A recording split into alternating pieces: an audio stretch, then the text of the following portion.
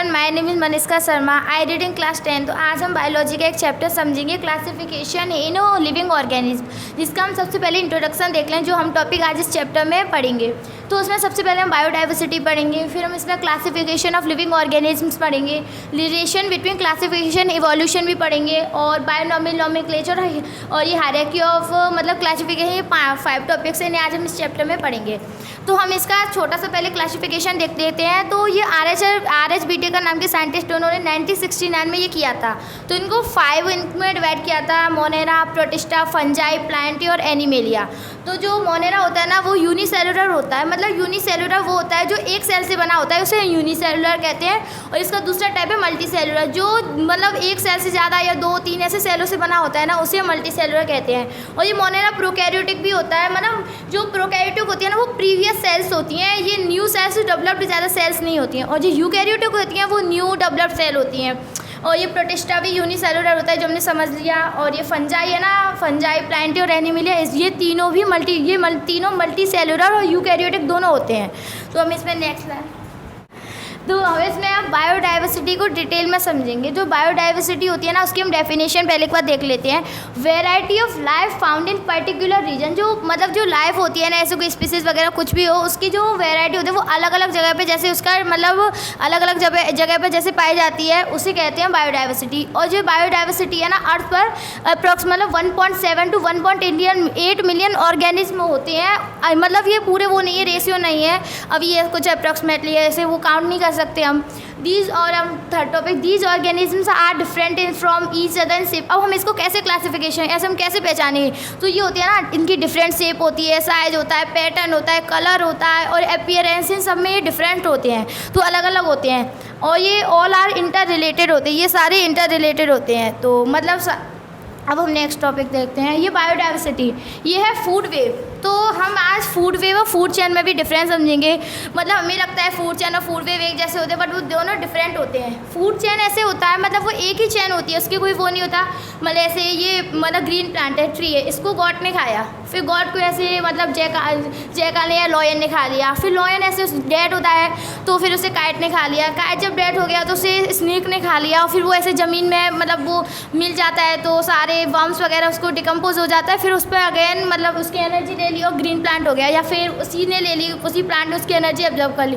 But जो food web होता है ना, वो बहुत सारी चेन होती है ना, उनको आपस में मिला के मिक्स करके बनाया जाता है। जैसे ये गॉट है, इसको या तो जैकल भी खा सकता है या लॉयन भी खा सकता है। और फिर इसको ट्री को अगर रैबिट ने खा लिया तो रैबिट को या तो वाइल्ड कैट खा सकती है या जैकल। तो ऐसे इसका ये सारा इनमें डिफरेंस होता है फूड वेव और फूड चेन में। And next topic is classification of living organism.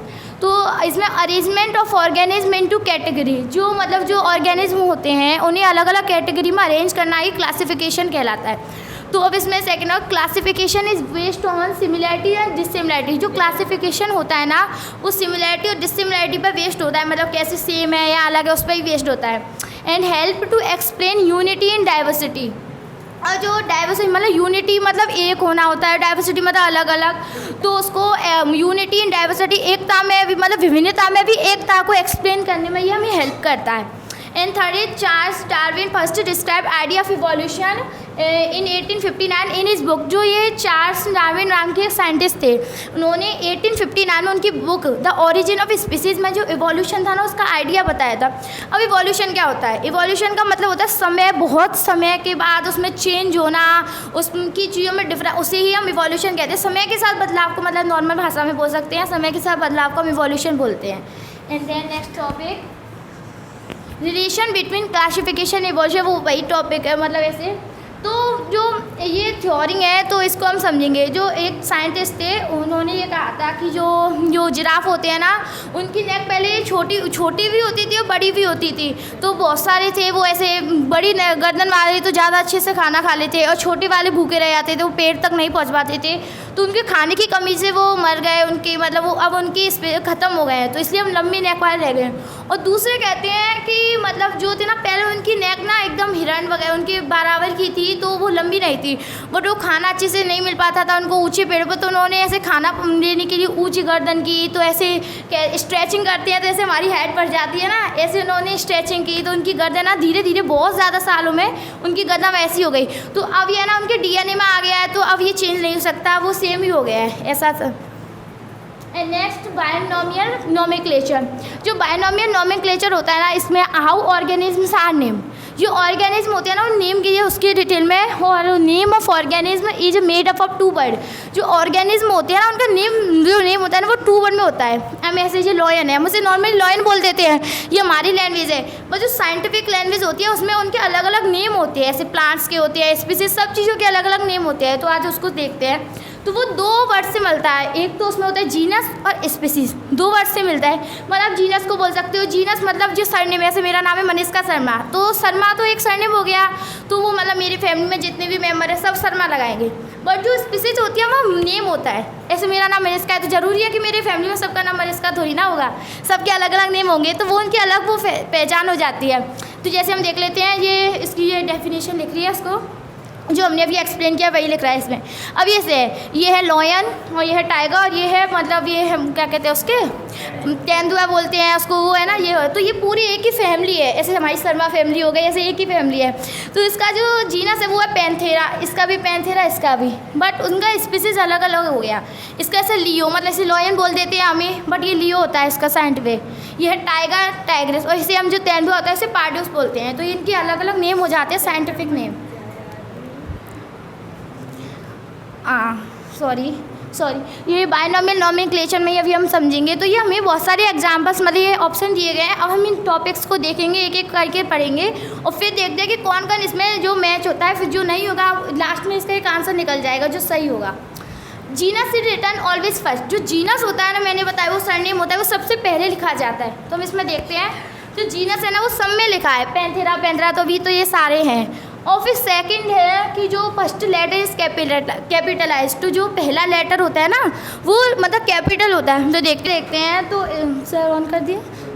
तो हम देखते हैं इसमें ये कैपिटल है, तो ये सारे हैं ना, इसमें सारे वर्ड्स कैपिटल मतलब नहीं है इसमें। देखो अब आप हमें लगेगा कैपिटल, पर इसको ज़रा ध्यान से देखते हैं। तो इसमें जो फर्स्ट है ना इसमें कैपिटल है, ओके, सेकेंड है, थर्ड है, बट ये फोर्थ और फिफ्थ में ये पी नहीं है कैपिटल, तो ये दोनों क्रॉस हो गए। ये अब इसमें से निकल गया, हमारे पास सिर्फ 3 बचे हैं। And then species is always written after genus. जो स्पीसीज होती है ना वो हमेशा जीनस के बाद में लिखी जाती है। यस, इन तीनों में स्पीसीज जीनस के बाद लिख रही है। और फिर वो है कि जो स्पीसीज होती है ना वो हमेशा मतलब वो स्मॉल लेटर में लिखी जाती है। बट देखते हैं, ये ए में लिखा है स्मॉल, बी में, बट ये सी में स्मॉल नहीं है, तो ये भी आउट हो गया, मतलब गेम से बाहर है अब ये।